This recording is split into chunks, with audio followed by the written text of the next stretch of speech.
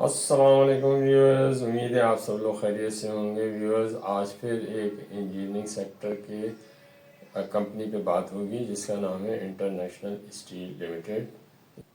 अस्सलाम वालेकुम व्यूअर्स, उम्मीद है आप सब लोग खैरियत से होंगे। जैसे खालिद साहब ने बताया कि आज हमारा जो मौजू है वो इंजीनियरिंग सेक्टर की एक कंपनी है जिसका नाम है इंटरनेशनल स्टील लिमिटेड। इसके बारे में हम तफसीली गुफ्तगू करेंगे और आपको बताएंगे कि इस शेयर में आपको इन्वेस्टमेंट करनी चाहिए या नहीं करनी चाहिए, और इसके सारे फाइनेंशियल जो है वो उसको हम कवर करेंगे। उसकी बेसिस पे हम अपनी ओपिनियन आखिर में आपको जरूर बताएंगे।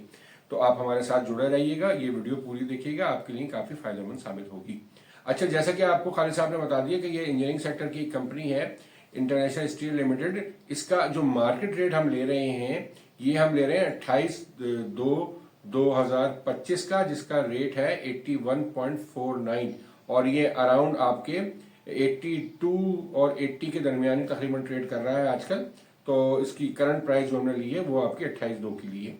इसका ईयर एंड जैसे आपको पता है 30/6/2025 है इंजीनियरिंग कंपनीज का ईयर एंड, और इसका हाफ ईयरली ईयर एंड जो है वो 31/12/2024 है। इसके ऑडिटर जो है ए फर्गूसन एंड कंपनी है, और इसकी एक्सपेक्टेड एनुअल अनाउंसमेंट जो आने आएगी, यानी कि 30/6/2025 के जो अकाउंट्स आएंगे वो तकरीबन आपके 21/8/2025 को इसकी अनाउंसमेंट आएगी, और इसका फ्री फ्लोट जो है वो है 35% का। अच्छा, इसकी जो होल्डिंग है ये है सबसे ज्यादा 56.3 इंटरनेशनल इंडस्ट्रीज लिमिटेड के पास, और दूसरी है इसकी एक फॉरेन इन्वेस्टर के पास इसकी होल्डिंग है, वो है सुमिटोमो कॉर्पोरेशन, जिसके पास होल्डिंग है 9.07%।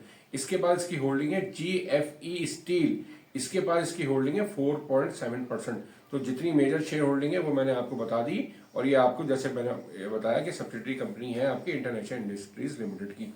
अब हम इसके आपको की फाइनेंशियल इंफॉर्मेशन बताते हैं, जिसमें हम आपको बताते हैं 2023 की जो फाइनेंशियल इंफॉर्मेशन है उसको हम कंपेयर करते हैं 2024 के फाइनेंशियल इंफॉर्मेशन के साथ। तो इसमें सबसे पहले हम आपको बताते हैं अर्निंग पर शेयर इसकी 2023 में जो थी वो 8 रुपए 9 पैसे थी, 8.09, और 2024 में ये हो गई 8.40। अच्छा, कैश डिविडेंड इसने जो पर शेयर दिया था 2023 में जो दिया था वो 5.50 पर शेयर, यानी कि 55% दिया था, और 2024 में भी इसने 55% यानी कि 5.50 पर शेयर दिया था।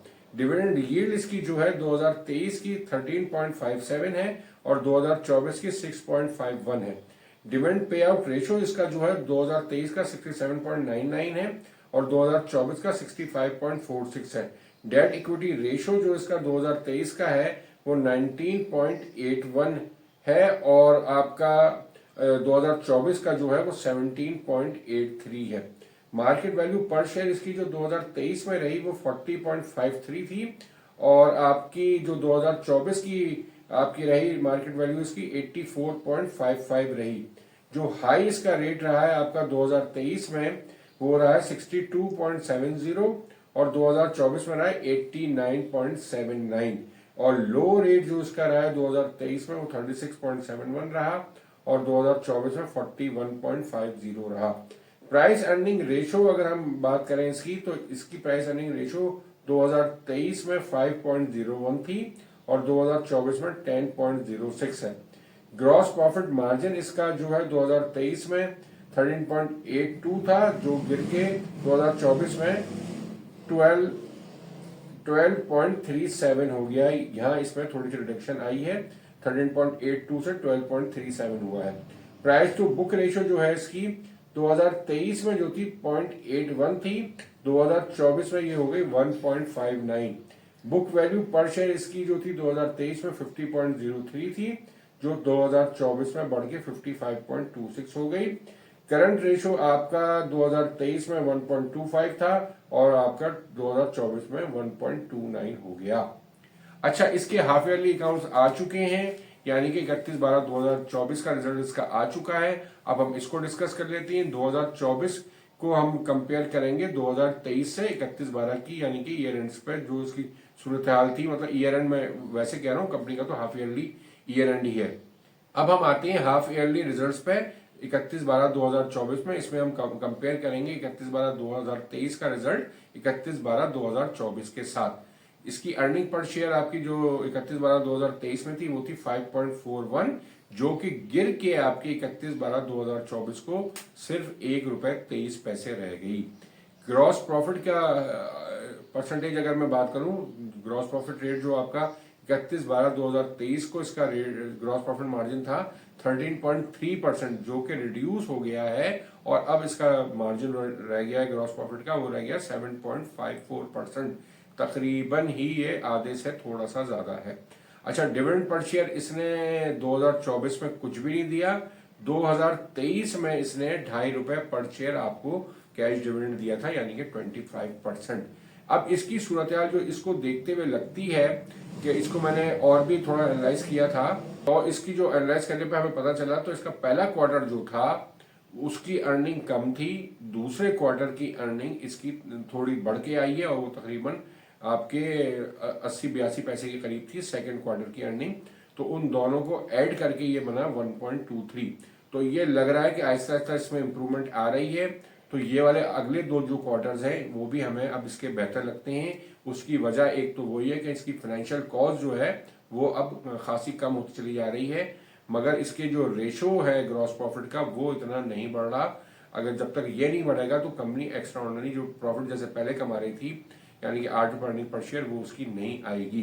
तो इन तमाम चीज़ों को देखते हुए जो हमें लगती है कि इसकी एनुअल जो अर्निंग आएगी वो तकरीबन ₹4 पर शेयर के करीब आ जाएगी, यानी कि 1.23 इसकी पहले हाफ में है और दूसरे हाफ में ये बढ़ के आपके तकरीबन 2.77 के करीब आ जाएगी। तो ये हमें जो एक्सपेक्टेड लगता है इसकी फाइनेंशियल कॉस्ट एक तो कुछ कम होने से, और आपकी जो जाहिर है मार्केट में अब ये कंस्ट्रक्शन में काम काफ़ी ज़्यादा होने की उम्मीद हो रही है। रमज़ान के बाद और ईद के बाद इसमें तेज़ी आएगी, तो इसकी वजह से भी इसकी सेल में इजाफा होगा, तो इसके प्रॉफिट में भी थोड़ा इजाफा होगा। तो इसकी वजह से हमें ये जो लग रही है अर्निंग साल भर की, इसकी ₹4 की अर्निंग लग रही है। और हमें इसका एक्सपेक्टेड कैश डिविडेंड जो लगता है तो एनुअल में ये आपको 15% तक कैश डिविडेंड दे सकता है, इसलिए कि इसने पहले हाफ में तो कोई कैश डिविडेंड नहीं दिया। वैसे ही डिविडेंड देने वाली कंपनी है, लास्ट ईयर भी इसने ₹5.5 डिविडेंड दिया था, मगर उस वक्त उसकी अर्निंग जो थी वो थी आपकी 8.40। तो अब जब अर्निंग इसकी ₹4 के करीब आएगी तो हमें ये यहाँ लगता है कि ये 15% से लेके 25% तक आपको डिविडेंड दे सकता है। अच्छा, अब अगर मैं इसमें 15% पे इसकी आपकी डिविडेंड यील्ड निकालूं आज के रेट पे, तो ये बनती है 1.84%, और इसी एक्सपेक्टेड पी रेशो अगर मैं आज की बेसिस पे लगाऊं तो ये बनती है 20.37 टाइम्स। अच्छा, अब हम इसकी आपको वर्किंग करके बता रहे हैं कि इसका रेट जो मार्केट रेट होगा वो एनुअल अनाउंसमेंट के वक्त क्या हो सकता है। तो इसमें आपको जैसे पता है हम दो सिनेरियो डिस्कस करते हैं। एक सिनेरियो तो वो होता है जिसमें आपकी जो स्टॉक मार्केट का जो इस वक्त पी एवरेज चल रहा है उसके ऊपर, यानी करंट पी रेशियो जो मार्केट का चल रहा है वो चल रहा है 5.5 टाइम्स का, यानी 5.5 टाइम्स का। और दूसरा सिनेरियो जो हमने इसका लिया है वो है इसका एवरेज पी रेशियो जो है पिछले 5 सालों का तकरीबन हमने इसका एवरेज पी लिया है। तो ये तकरीबन आपका बनता है 12.84, जो इस कंपनी का अपना पी बनता है। तो ये आपका तकरीबन आपका, बल्कि आप इसको समझ लें 6 सालों का ये पी है, तो ये आपका एवरेज बनता है 12.84। अच्छा, एक्सपेक्टेड अगर हम इसकी प्राइस निकालें, इसकी अगर हम जो मार्केट का पी इसके हिसाब से अगर निकालते हैं, यानी कि ₹5.5 के हिसाब से अगर हम निकालते हैं तो ये बनती है सिर्फ ₹22, यानी कि अब ₹4 की अर्निंग को 5.5 से अगर मल्टीप्लाई करते हैं तो उसका रेट निकल के आता है ₹22। और दूसरा जो हमने सिनेरियो है, यानी कि इसकी अपनी जो एवरेज पी आ रही है उसके हिसाब से निकालते हैं, यानी कि 12.84 के हिसाब से आपकी अर्निंग से इसको मल्टीप्लाई करते हैं ₹4 की अर्निंग को 12.84 के साथ, तो ये रेट निकल के आता है 51.36। अब इसका अगर हम मवाजना करें इसका करंट रेट के साथ, यानी कि जो अभी चल रहा है 81.49, और अगर हम इसकी एवरेज पी के हिसाब से देखें तो 51.36 निकलता है। तो इसको अगर हम माइनस करते हैं तो हमें ये ₹30.13 ओवर वैल्यूड लगता है। तो ये शेयर हमें ओवर वैल्यूड लगता है ₹30.13 के हिसाब से। अब यहाँ सवाल ये पैदा होता है कि इसमें इन्वेस्टमेंट करनी चाहिए या नहीं करनी चाहिए।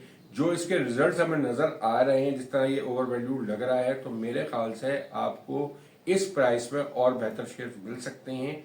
तो इसको इस प्राइस पे तो नहीं रहना चाहिए। हाँ, ये अगर आपको वही 51, 52 या 55 की रेंज में अगर मिलता है, जो इसकी कैलकुलेशन निकल के आ रही है, उस रेट पे आपको इसको जरूर बाई करना चाहिए। और यहाँ पे भी आपको एक साथ बाइंग ना करें। मार्केट की जो सूरत हाल इस वक्त लग रही है, जैसे जाहिर है अब रमजान में शुरू हो चुके हैं, तो इसके बाद आपकी मार्केट काफी हद तक डल हो जाती है। तो ये जो है रमजान और ईद का पीरियड भी आ गया है, और फिर आपके आगे बजट की सूरत हाल भी आएगी, तो इसको आप बहुत मोहतात अंदाज से खरीदें। अगर ये इस प्राइस रेंज में आता है तो इसमें इन्वेस्टमेंट करना बनता है, वरना इस हाई प्राइस में इसमें रिस्क बहुत ज़्यादा इन्वॉल्व है, तो इसको आप इस प्राइस पर तो ये जो है लेना फिजिबल नहीं लगता है। अच्छा, इसके साथ साथ मैं आपको इसकी हिस्टोरिकल प्राइस के बारे में बता देता हूँ। इसका हाई जो प्राइस रही है वो रही है 167.80, और लो प्राइस जो रही है वो रही है 9.05, और इसकी 2024 की हाईएस्ट प्राइस जो थी वो थी 98.25, और लोएस्ट प्राइस जो थी वो 60 रुपए थी। और 2025 की जो हाईएस्ट प्राइस थी वो 107 रुपए तक चली गई थी, और लोएस्ट प्राइस जो है 79 रुपीज रही है।